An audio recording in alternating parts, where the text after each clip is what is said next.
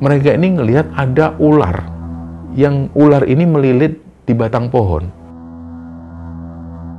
Orangnya pakai sarung putih semua dari atas sampai bawah, tapi sarung yang di atasnya itu diikat. Gak lama setelah itu, pas orang-orang ini mulai membacakan surat Yasin, tiba-tiba Lek Nima ini matanya itu menatap ke arah orang-orang. Dan pandangannya itu seolah merendahkan orang-orang yang lagi ngaji ini.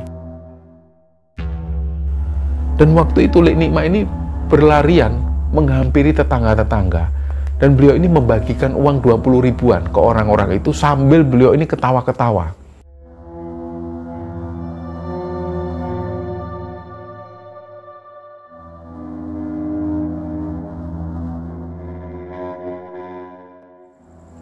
Bismillahirrahmanirrahim. Assalamualaikum warahmatullahi wabarakatuh. Sobat Kembara Sunyi dimanapun teman-teman berada, pada kesempatan kali ini kami akan membagikan cerita yang dikirim oleh Sobat Kembara yang bernama Chandra yang asalnya dari Bandung. Sebelum kita masuk ke ceritanya, untuk teman-teman yang nonton tayangan ini dan belum subscribe, jangan lupa untuk subscribe lebih dulu agar channel Kembara Sunyi ini lebih berkembang lagi dan kami lebih bersemangat lagi dalam membuat konten-konten terbaru di Kembara Sunyi. Dan untuk teman-teman yang telah mendukung kami sejauh ini, kami mengucapkan terima kasih banyak. Semoga amal kebaikan teman-teman dibalas kebaikan berlipat oleh Allah Subhanahu wa Ta'ala.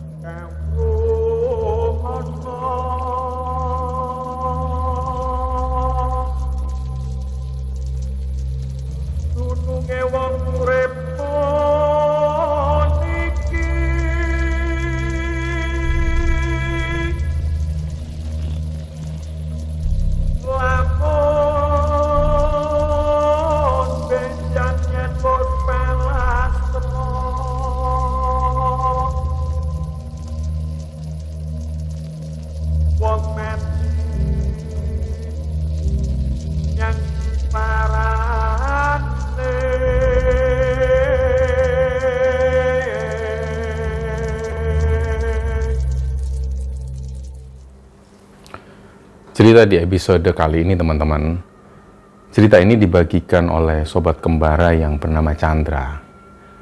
Jadi di email itu Chandra ini mengirimkan dua cerita sebenarnya. Satu cerita itu dia membagikan pengalamannya ketika dia dan teman-teman kampusnya itu KKN di suatu tempat di daerah Sukabumi. Nah, untuk cerita yang lain adalah cerita yang akan kami sampaikan ini. Cerita ini nantinya akan menceritakan tentang sosok buliknya Chandra, bulik dari istrinya, lebih tepatnya seperti itu. Nah, Chandra ini asalnya dari kota Bandung, Jawa Barat. Jadi dalam hal ini Chandra itu bercerita, latar belakang ceritanya itu di sekitaran tahun 2020 sampai 2021 pertengahan lah. Nah, sebelum membagikan cerita ini, Chandra ini sudah izin lebih dulu ke istrinya bahwa cerita ini nantinya akan dibagikan di Kembara Sunyi, dan istrinya pun mengizinkan. Nah, kenapa Chandra ini harus izin lebih dulu ke istrinya? Karena hal ini nanti atau cerita ini berkaitan dengan keluarga dari istrinya, yaitu bibi dari istrinya Chandra ini. Dan dalam hal ini Chandra itu tidak ada maksud apapun untuk menceritakan ini, misalnya nggak ada tendensi apapun dan nggak ada maksud apapun untuk membuka aib dari keluarga istrinya. Hal ini semata-mata bertujuan supaya cerita ini kita semua yang nonton itu bisa mengambil hikmah.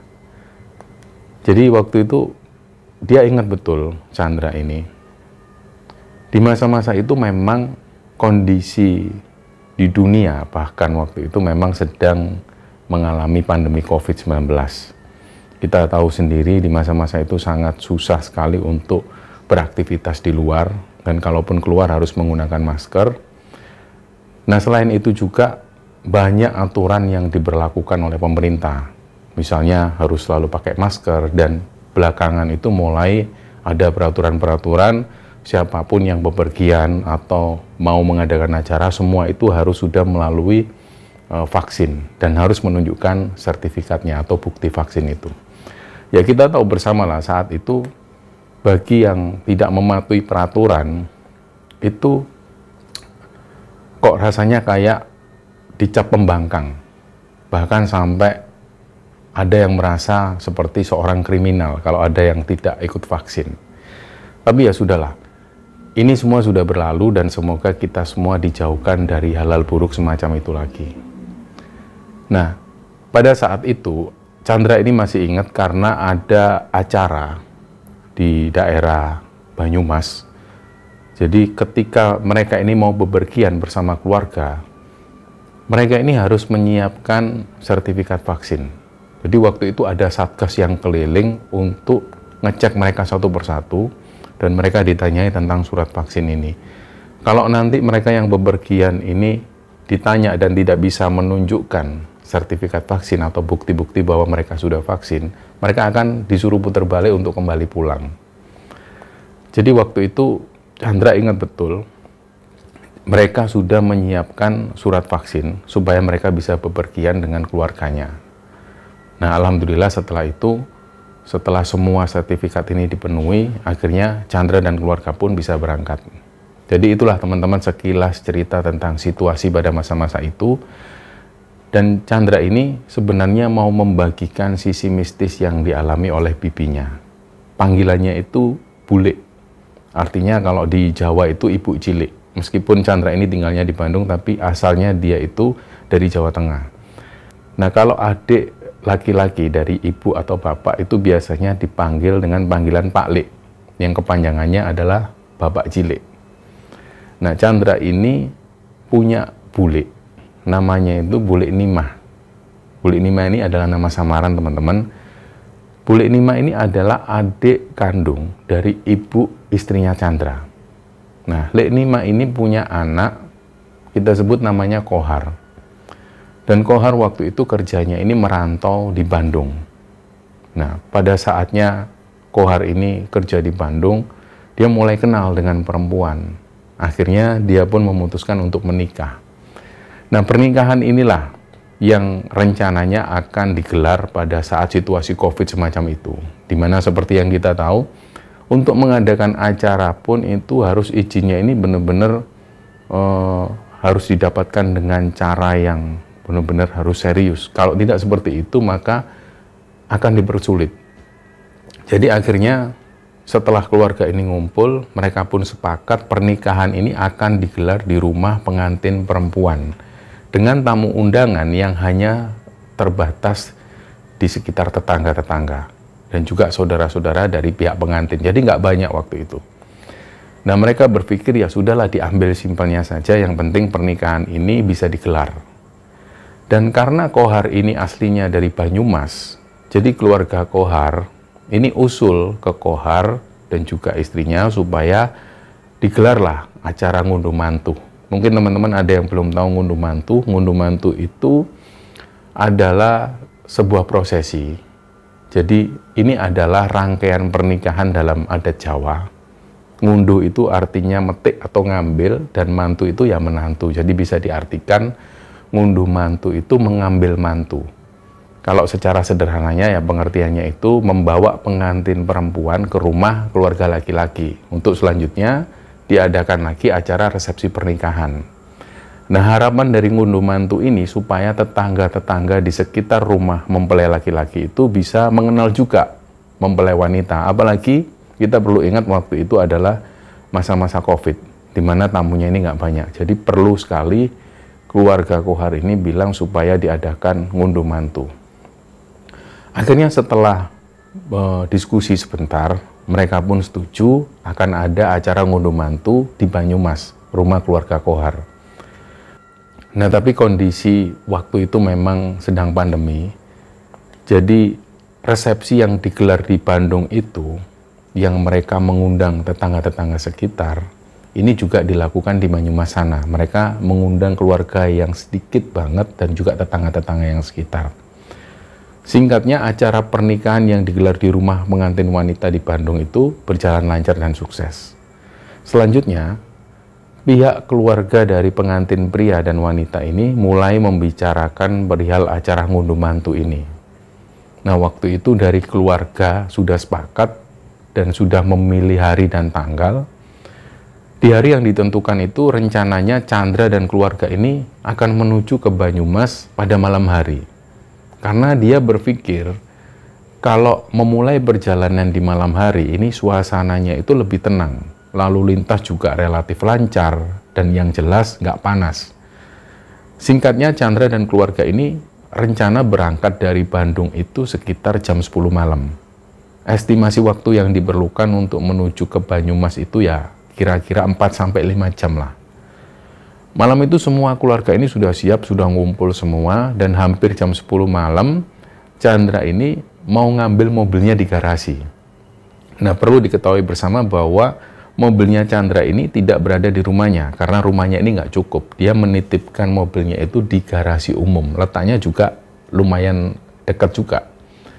Nah, nggak tahu kenapa waktu itu Chandra pas mau menuju ke garasi, dia ini tiba-tiba ada rasa yang nggak nyaman. Terus dia minta temenin ke bapak mertuanya dan juga pamannya. Nama pamannya itu biasa dipanggil dengan panggilan Lek Yudi. Jadi Chandra minta tolong ke Lek Yudi dan juga bapak mertuanya. Dia ungkapkan juga perasaannya, nggak tahu kenapa Lek, ini perasaanku nggak enak. Ah ya sudahlah, yuk diambil bareng. Mereka pun bertiga ngambil mobil di garasi. Jadi pas waktu mau ambil mobil itu memang nggak tahu kenapa Chandra ini kok ada perasaan nggak nyaman. Singkatnya, ketika mereka jalan itu mereka sempat ngobrol-ngobrol antara Chandra, Lek Yudi dan juga bapak mertuanya. Setelah ngobrol-ngobrol, Chandra ini terus ngomong lagi ke Pak Leknya itu, Lek, nanti aku minta tolong yang bawa mobil itu Lek Yudi aja ya, Lek. Nah, waktu itu Chandra bilang kalau dia lagi nggak enak badan. Terus dia bilang ke Pak Leknya itu, takutnya nanti aku nggak fokus Lek nyetirnya, Lek. Aku khawatir ngantuk atau apa. Terus Lek Yudi pun menyanggupi, oh ya sudah Chan. Sebenarnya Chandra ngomong seperti ini itu karena nggak tahu tiba-tiba dia ada perasaan nggak nyaman. Kayak dia punya pikiran dia nggak mau nyetir mobil itu. Nah, akhirnya begitu sampai di garasi ini terlihat sepi. Biasanya ada orang-orang yang nongkrong di sana, yang jaga garasi itu biasanya nongkrong di tempat itu, tapi waktu itu sepi. Mereka pun langsung masuk, ambil mobil dinyalakan. Nah, pas mobil ini mau keluar garasi, lampu itu kan menyorot ke satu titik. Tiba-tiba di depan mobil mereka persis, ini ada ular. Dan ukuran ular ini juga lumayan besar. Mereka itu kaget, padahal pas waktu mereka ini masuk ke garasi, mereka sama sekali nggak melihat ular. Tapi ketika mereka mau keluar, kok tiba-tiba ada ular ini, dan kayaknya memang ular ini kayak menghadang mobil mereka. Nah, bapak mertua Chandra ini punya kepercayaan sendiri. Jadi kalau di kampungnya sana, di Jawa Tengah, bapaknya ini percaya, kalau melihat ular jenis ini, itu biasanya ada pesan yang mau disampaikan. Jadi kayak sebuah firasat, tapi nggak tahu apakah ini pesan buruk atau pesan baik, mau alam bisawab. Artinya bapak mertua Chandra ini percaya betul bahwa ular ini sebagai penanda bahwa akan ada sesuatu yang terjadi kemudian hari. Akhirnya Chandra ini jadi mikir, oh pantesan dari awal kok dia ini ogah-ogahan mau ambil mobil sendiri, ternyata mungkin ada ular ini. Nah, terus dia coba berpikir positif, ya semoga aja lah ular ini memang dari semak-semak itu. Karena di situ juga banyak semak-semak. Nah, singkatnya, berangkatlah keluarga Chandra ini menuju ke Banyumas. Nah, tujuan mereka ketika sesampainya nanti di Banyumas itu adalah langsung ke rumah Simbah. Karena biasanya rumah Mbah inilah yang dijadikan jujukan keluarga mereka kalau ada di Banyumas. Dan ketika keluarga mereka ini mudik ke Banyumas, rumah Mbah inilah yang selalu dituju. Nah, apalagi rumah Mbah itu dekat banget dengan rumah keluarganya Kohar. Nah, alhamdulillah selama dalam perjalanan dari Bandung menuju ke Banyumas itu semuanya lancar. Mereka sampai di Banyumas itu sekitar jam 3 dini hari. Begitu mereka masuk di desa tersebut, ini suasana kampung itu sepi banget, dan kondisinya itu gelap. Nah, memang di desa ini itu masih minim sekali penerangan. Jadi kalaupun ada jalan itu yang terlihat agak terang, itu karena pantulan cahaya dari rumah warga sekitar. Nah, selain itu juga di desa ini itu masih sangat asri sekali. Jadi masih banyak pepohonan yang besar dan suasananya itu rindang. Selain itu juga masih banyak ditemukan perkebunan warga di sana. Terus rumah-rumah yang ada di desa ini itu umumnya nggak rapat seperti di kota. Jadi jarak satu rumah ke rumah yang lain itu biasanya terpisah atau dipisahkan dengan kebun warga. Kalaupun bukan kebun warga, rumah mereka ini dipisahkan dengan tanah kosong. Nah, singkatnya Chandra ini pun tiba di rumah Simba itu. Nah, pas mobil ini mau diparkir di halaman rumah Simba, tiba-tiba mereka semua yang ada di dalam mobil, termasuk istrinya Chandra, termasuk ibu mertua, mereka ini ngelihat ada ular, yang ular ini melilit di batang pohon. Nah, otomatis Chandra, Pak Lek Yudi dan juga bapak mertuanya itu kaget, loh.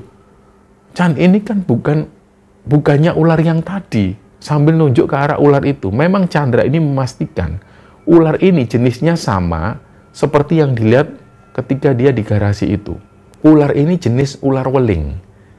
Dan memang menurut kepercayaan orang-orang sekitar, apalagi waktu itu ada ibu mertuanya Chandra, beliau juga bilang, ini ada apa? Kok tiba-tiba ada ular ini?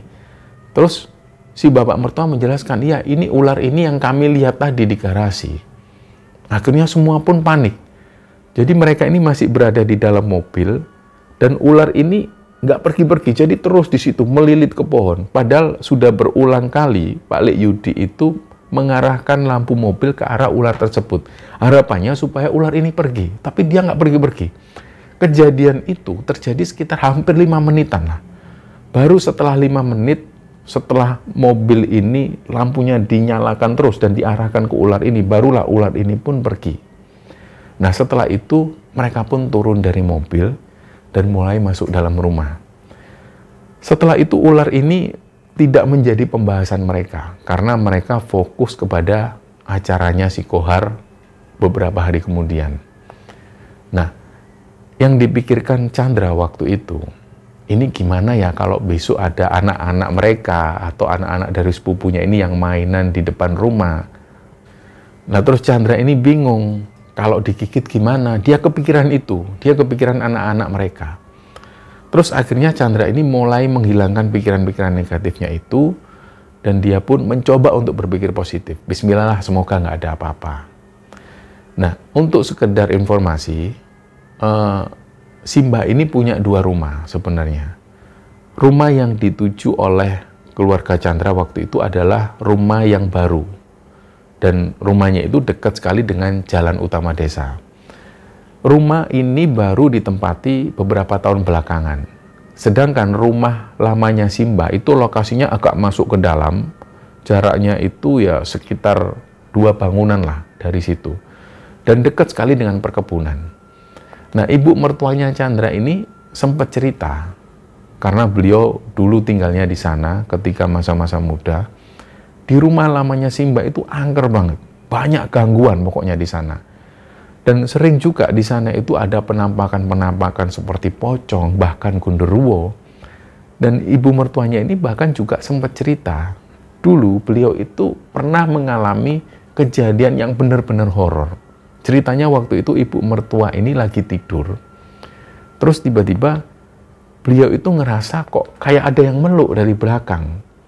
Tapi beliau merasa ada aroma yang aneh dari orang yang meluk dia. Nah, beliau memberanikan diri noleh ke belakang, ternyata waktu itu dia ini ngelihat ada sosok hitam. Sebenarnya seperti bayangan. Tapi dari sosok hitam itu, dia kelihatan ada 2 mata merah yang menyala.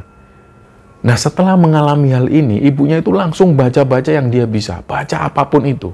Sampai tiba-tiba ibu mertuanya ini merasakan pelukan dari sosok ini tiba-tiba kayak menghilang.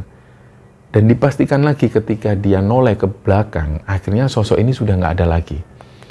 Nah, sedangkan menurut pengakuan anggota keluarga yang lain yang sempat tinggal di rumah lama itu, di belakang rumah itu ada kamar mandi. Di kamar mandi ini tiap malam itu selalu ada suara orang yang mandi. Tapi mereka tahu betul yang mandi ini bukan manusia. Dan kadang-kadang mereka itu juga mendengar ada yang mainan air di bak mandi itu, kecepak-kecepak. Jadi benar-benar kayak permukaan air itu dibukul dengan tangan. Dan disinilah mereka itu merasa aneh karena semua anggota keluarga yang tinggal di sana ini tahu bahwa kamar mandi belakang itu ini sudah lama sekali nggak dipakai. Bak air pun itu jelas kosong dan sudah banyak sarang laba-laba di sana. Nah, karena letak kamar mandi belakang itu ada di luar rumah, jadi dari situlah pihak keluarga dari mertuanya Chandra ini memutuskan untuk membuat kamar mandi di dalam. Dan dikarenakan banyaknya gangguan di rumah lamanya Mbak itu, akhirnya anak-anak dari Mbak ini sepakat untuk pindah rumah. Dan akhirnya dibangunlah rumah baru yang dekat dengan jalan utama desa itu. Sedangkan rumah lamanya Mbak itu, sampai hari itu dibiarkan kosong begitu saja, nggak dibongkar sama sekali, juga nggak direnovasi sedikit pun. Jadi memang dibiarkan terbengkalai. Dan ibu mertua ini juga menjelaskan ke Chandra, kondisi rumah lama itu memang juga masih terlihat serem, meskipun tidak seserem rumah lamanya Simba. Kalau penampakan-penampakan di rumah baru Simba ini masih ada, dan mereka masih sering menemui hal itu. Tapi frekuensinya itu nggak sesering ketika mereka tinggal di rumah lama. Nah, Chandra ini ingat, dulu itu dia pernah liburan bersama anak dan istrinya, berkunjung ke rumah Simba ini, di rumah barunya itu. Malam itu malam hari, selepas maghrib dan menjelang isya. Anaknya Chandra yang waktu itu usianya 5 tahun, ini dia masih main di dekat rumah. Terus karena kondisinya sudah malam, Chandra ini manggil anaknya, disuruh masuk, tapi dia nggak mau, mungkin dia masih senang. Akhirnya dia mainan, tanah itu dibuat mainan. Tiba-tiba nggak lama kemudian, Chandra pun membiarkan anaknya ini bermain di luar. Chandra masuk rumah. Tiba-tiba dia dengar kalau anaknya ini nangis. Terus Chandra pun menghampiri karena dia khawatir. Terus anaknya ini nangis terus-terusan. Kamu kenapa, nak? Kenapa? Barulah si anaknya ini cerita. Itu, Pak, ada orang di sana. Orang apa? Nah, dia ini cerita. Orangnya pakai sarung putih semua dari atas sampai bawah. Tapi sarung yang di atasnya itu diikat. Terus wajahnya itu serem, ada ulatnya. Nah, dia nangis lagi. Langsunglah semua yang mendengar ini, itu merinding semua. Mungkin waktu itu anaknya Chandra ini nggak paham dengan apa yang dia lihat. Padahal, jelas yang dia lihat itu pocong. Nah, pas dengar cerita dari anaknya Chandra ini, saudara-saudara yang lain itu ikutan-ikutan merinding. Nah, keesokan harinya, bapak mertuanya Chandra ini masih membahas soal ular yang mereka temui sampai 2 hari berturut-turut itu. Dan bapaknya ini yakin bahwa ular itu jenisnya sama, yaitu ular weling. Menurut pendapat orang-orang, sekali lagi bahwa ini pendapat dari bapak mertuanya Chandra, di kampungnya itu mereka percaya ketika mereka ditemui ular weling, ini adalah sebagai petanda atau sebuah pesan. Jadi kira-kira ada pesan yang mau disampaikan. Nah, apapun itu, mereka ini berdoa semoga gak ada hal buruk yang mereka alami. Nah, singkatnya malam itu mulailah diselenggarakan pengajian di rumah Lek Nima ini. Keesokan harinya barulah diadakan acara ngunduh mantu. Nah, pengajian malam itu berjalan lancar. Sampai keesokan harinya acara ngunduh mantu ini pun berlangsung lancar dan gak ada kendala apapun. Dari situ semua keluarga ini bersyukur karena acara ini berlangsung aman dan nggak ada kendala sedikit pun. Padahal mereka ini sempat berpikir bahwa kemunculan ular itu sebagai sebuah pertanda. Mereka sebenarnya khawatir karena akan ada acara di rumah mereka. Ternyata acara ini berlangsung lancar. Dan dari situ mereka mulai berpikir ya mungkin kemunculan ular itu cuma mitos yang disangkut pautkan dengan sesuatu. Nah, setelah beberapa hari di Banyumas, akhirnya Chandra dan keluarga ini pun pamit pulang. Perjalanan dilanjutkan menuju ke Bandung dan alhamdulillah sesampainya mereka di Bandung, mereka tiba dengan selamat. Nah, beberapa hari setelah acara ngunduh mantu di Banyumas itu, Chandra ini dapat kabar dari bapak mertuanya. Beliau ini ternyata baru saja ditelepon oleh suami Bule Nima. Suami Bule Nima ini mengabarkan bahwa Bule Nima ini butuh pertolongan. Kagetlah Chandra, dia ini tanya ke bapak mertuanya, loh, memangnya Bule Nima kenapa, Pak? Lah, si bapak mertuanya ini kayak panik. Itu loh, Bule Nima kerasukan. terus ngamuk-ngamuk sambil bertingkah aneh. Lah Chandra sendiri juga bingung loh, terus gimana ini Pak? Kita ke sana aja ya Pak. Kasihan Bu Lek Nima sama suaminya. Di situ bapak mertua Chandra ini juga menyampaikan ke Chandra, itu kasihan, Mbah sama Lek Son di sana itu kasihan. Nah, Lek Son ini adalah suami dari Bu Lek Nima. Jadi malam itu juga keluarga ini mulai ngumpul dan membicarakan keberangkatan mereka ke Banyumas karena suasananya itu benar-benar genting. Akhirnya setelah mereka sepakat, mereka pun berangkat menuju ke Banyumas malam itu juga. Dan sampai sana itu dini hari, hampir pagi. Malam itu yang berangkat ini Chandra, bapak mertuanya, dan juga 2 orang Pak Leknya. Kali itu nggak ada perempuan yang ikut, jadi ibu dan juga istrinya Chandra ini tinggal di rumah. Nah, ketika mereka sampai di Banyumas, begitu mereka masuk ke rumah, mereka ngelihat kondisi Bu Lek Nima waktu itu memang tidur. Nah, di sini suami Bu Lek Nima, Lek Son itu cerita. Dia itu sambil wajahnya ini panik. Beliau cerita bahwa sebelumnya ketika Bu Lek Nima mengalami hal ini, beliau itu sudah memanggilkan ustadz untuk didatangkan di sana. Dan si ustadz ini juga membacakan doa. Nah, pas ustadz ini membacakan doa, itu Bu Lek Nima ini sempat bereaksi sebentar, terus lemes. Dan akhirnya, nggak lama setelah itu, Bu Lek Nima ini nggak sadarkan diri. Nah, pas semua keluarga ini ngumpul, yang tadinya Bu Lek Nima ini tidur, tiba-tiba dia ini bangun. Dan bangunnya ini dari posisi dia ini terbaring, tiba-tiba dia duduk, terus beliau ini lari keluar rumah sambil beliau teriak-teriak.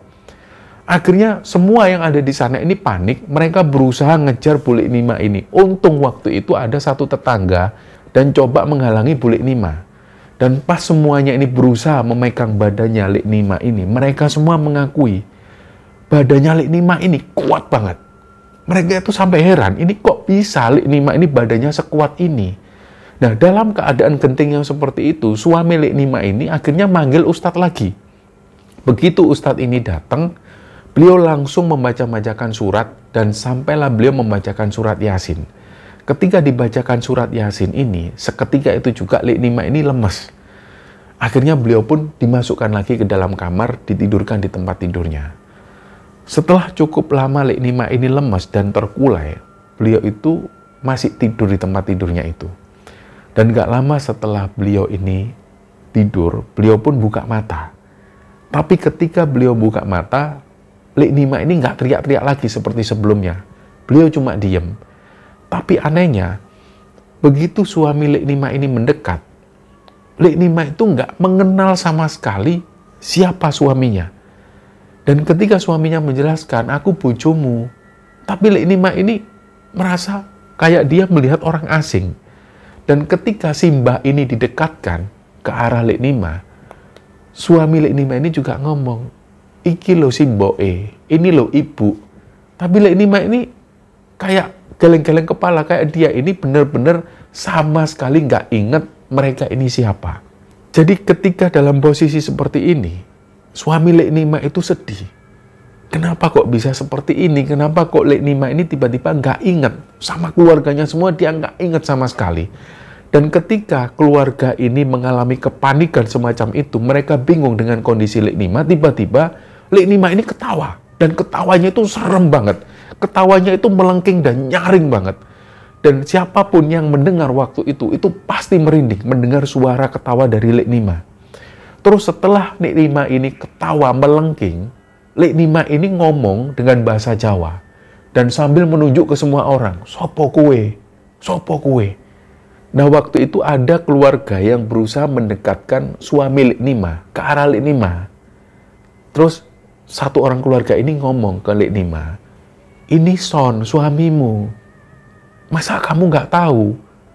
Ini suamimu. Terus lagi-lagi Lek Nima ini ngomong, kue sopo. Sambil dia ini kayak bener-bener nggak inget bahwa itu suaminya. Terus kemudian si Mbah ini atau ibunya Lek Nima ini didekatkan ke arah Lek Nima. Iki lo, si Mbah, mbokmu iki, ibumu iki.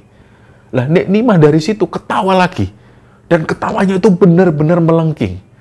Jadi dalam situasi yang seperti itu, akhirnya Pak Ustadz ini kembali lagi membacakan doa-doa ke Lek Nima sampai benar-benar Lek Nima ini kembali lemes. Dan akhirnya waktu itu Pak Ustadz ini menyampaikan ke semua keluarga, Pak, baiknya nanti malam itu digelar acara pengajian. Di pengajian itu nanti kita mendoakan Lek Nima supaya beliau terbebas dari gangguan-gangguan semacam ini. Nah, malam itu digelarlah pengajian ini. Sebenarnya pada saat pengajian ini digelar, Lek Nima itu juga ikut. Beliau ini duduk di antara jamaah pengajian yang lain. Di situ ada ibu-ibu juga. Nah, mulailah mereka ini ngaji. Tapi semua orang memperhatikan Lek Nima. Lek Nima itu pandangannya kosong. Wajahnya pun juga pucat. Gak lama setelah itu, pas orang-orang ini mulai membacakan surat Yasin, tiba-tiba Lek Nima ini matanya itu menatap ke arah orang-orang. Dan pandangannya itu seolah merendahkan orang-orang yang lagi ngaji ini. Tiba-tiba pandangannya itu sinis, padahal sebelumnya pandangan Lek Nima ini kosong. Singkatnya, setelah pengajian ini selesai, Ustadz ini kembali lagi ngecek kondisi Lek Nima. Beliau itu berusaha meruqyah lagi Lek Nima. Dibaca-bacakanlah surat-surat ruqyah. Dan pada saat beliau ini diruqyah, Lek Nima itu mulai bereaksi lagi. Badannya itu gemetaran. Dan lagi-lagi beliau ini teriak. Dan teriakannya itu melengking sekali. Nah, Pak Ustadz ini menjelaskan pada orang-orang yang ada di sana, terutama kepada suami Lek Nima dan keluarga Lek Nima. Ustadz ini bilang bahwa ada orang yang hasad dan iri sama Lek Nima ini. Dan beliau itu, pelakunya ini berusaha mengirimkan jin pengganggu yang ditempatkan di tubuh Lek Nima. Yang ngelakuin ini berharap Lek Nima itu nggak ingat siapa-siapa lagi. Dan bisa-bisa Lek Nima ini akan melupakan keluarganya. Intinya Lek Nima itu dibuat hilang ingatan. Nah, kemudian orang-orang berpikir, pantesan kok selama ini Lek Nima ini bahkan tidak ingat siapa suaminya, tidak ingat anaknya, tidak ingat ibunya, dan bahkan nggak ingat semuanya. Jadi Lek Nima ini benar-benar kayak hilang ingatan. Nah, pada saat Lek Nima ini dikuasai jin, dia ini tubuhnya benar-benar dikendalikan penuh oleh jin tersebut. Tapi pas mereka ini coba tanya ke Lek Nima, siapa tuanmu? Yang nyuruh kamu ini siapa? Yang ngelakuin kamu ini siapa? Terus Lek Nima ini diam. Dia diam, nggak menjawab sedikit pun. Malah nggak lama setelah itu, dia ini ketawa lagi melengking. Terus akhirnya Ustadz ini pesan, baiknya nanti malam harus ada yang menjaga di sini. Ini untuk mengantisipasi hal-hal yang tidak diinginkan. Dan ketika Lek Nima ini sudah tertidur pulas, Ustadz ini pun pamit pulang. Jadi malam itu semua keluarga ini tidur di ruang tengah, termasuk waktu itu bapak mertuanya Chandra. Nah, tiba-tiba waktu itu Chandra ini merasakan ada suatu hawa yang benar-benar menakutkan. Kayak membuat seluruh tubuh itu gemetaran. Ternyata bapaknya Chandra ini juga mengalami hal yang sama. Beliau juga merasakan kayak ada sesuatu yang nggak enak. Sampai badannya itu berasa gemetaran. Nah, akhirnya sekitar hampir jam 12 malam, Chandra ini pamit ke bapak mertua dan juga kepada Lek Son. Karena keesokan harinya Chandra ini ada pekerjaan yang nggak bisa ditinggal. Jadi Chandra pun akhirnya pulang sendirian ke Bandung, sedangkan bapak mertua dan dua Pak Leknya itu masih tetap tinggal di Banyumas. Nah, ketika Chandra ini di Bandung, Chandra itu selalu mendapat informasi terbaru dari bapak mertua dan juga dari Pak Leknya. Pagi itu tiba-tiba, kata bapak mertua Chandra, pagi itu Lek Nima ini tiba-tiba bangun, terus dia ini lari keluar dari rumah, dan mohon maaf, beliau ini tanpa menggunakan busana, hanya menggunakan celana dalam. Dan waktu itu Lek Nima ini berlarian menghampiri tetangga-tetangga, dan beliau ini membagikan uang 20 ribuan ke orang-orang itu sambil beliau ini ketawa-ketawa. Nah, karena tetangga-tetangga ini merasa risih dengan Lek Nima yang seperti itu, mereka ini sampai bertanya ke Lek Nima ini, "Loh, kowe iki lapo to Nima, kok kelakuanmu ngene, lapo?" Mereka ini taunya Lek Nima itu nggak seperti itu orangnya. Tapi tiba-tiba waktu itu di pagi hari beliau pakai celana dalam dan berlarian sambil membagikan uang 20 ribuan. Inilah yang membuat tetangga-tetangga itu heran. Akhirnya dari kejadian ini, tetangga-tetangga ini pun jadi tahu tentang apa yang dialami oleh Nikmah.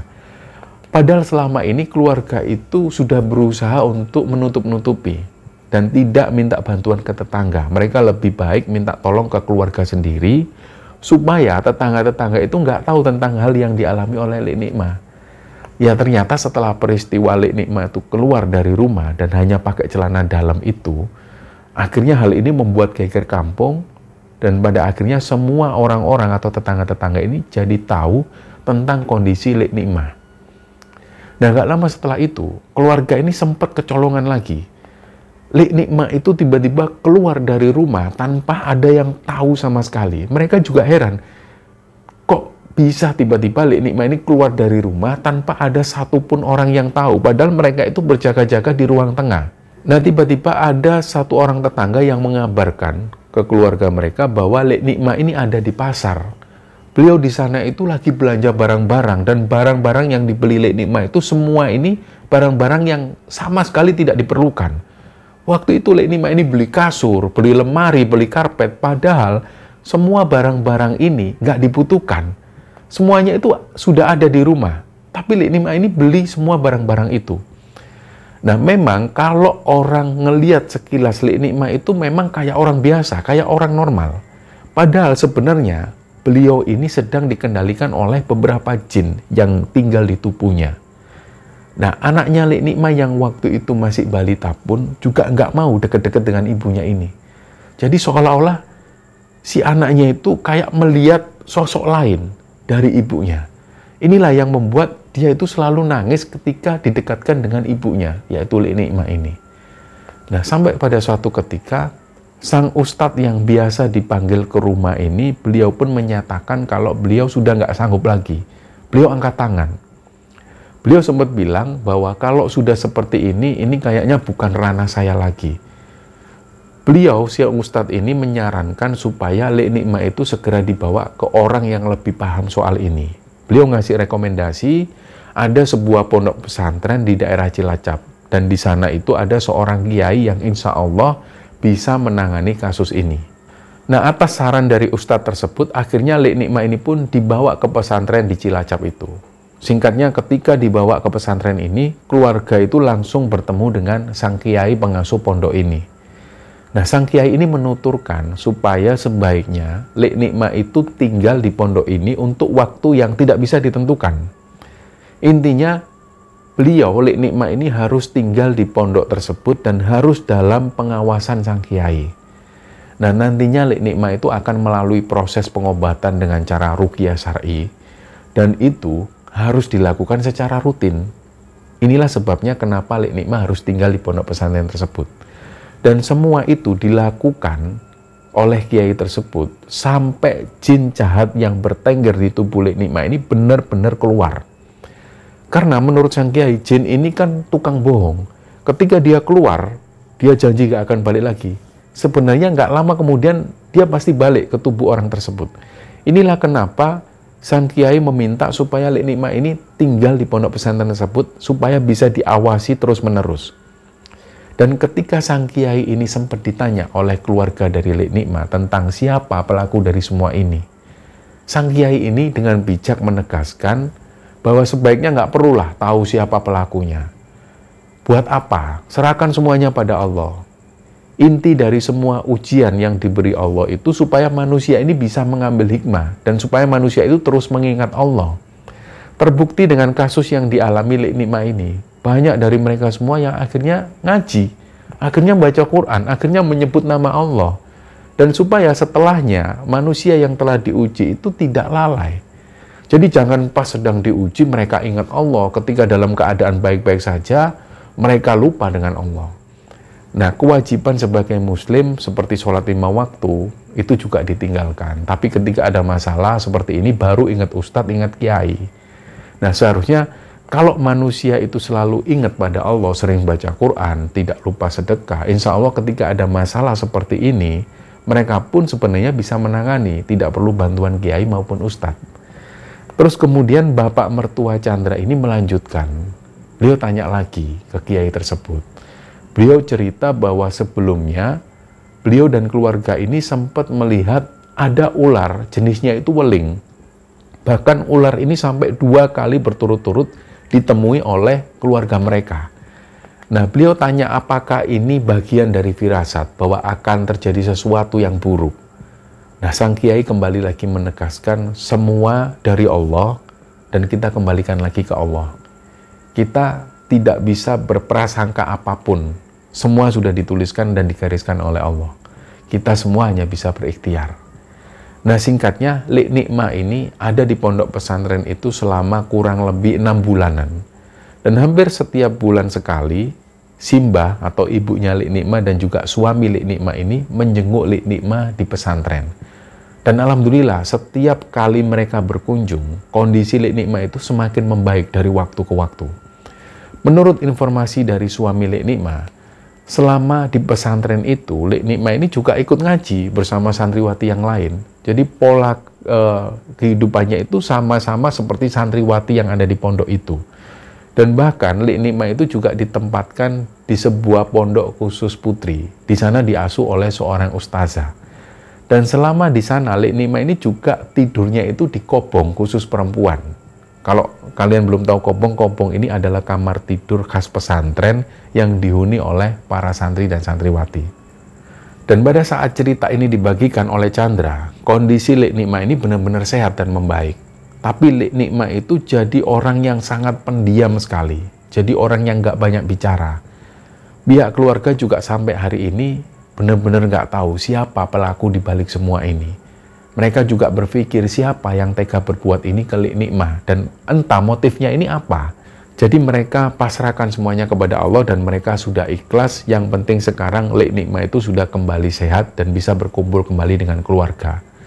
Nah, sebelum mengakhiri cerita ini teman-teman, ada pesan dari para ulama untuk mengatasi gangguan-gangguan dari jin ini. Terutama bagi kalian yang beragama Islam, yaitu selalu menjaga sholat, jangan tinggalkan sholat 5 waktu, baca doa setiap kali memasuki tempat-tempat yang dihuni jin, seperti ketika mau masuk WC, bacalah doa. Sebelum tidur baiknya juga baca doa menjelang tidur. Dan tambah juga amalan-amalan dengan sedekah secara rutin, baik dalam keadaan lapang dan sempit. Dan ketika mengalami gangguan atau takut ketika melewati tempat-tempat yang angker, baca ayat kursi dan yakinlah bahwa kita yang lebih tinggi derajatnya dari mereka. Nah, cerita inilah teman-teman yang dibagikan Chandra kepada Kembara Sunyi, dan semoga kita semua bisa mengambil hikmah dan bisa mengambil pelajaran dari kisah ini. Mohon maaf kalau ada salah-salah kata. Wassalamualaikum warahmatullahi wabarakatuh.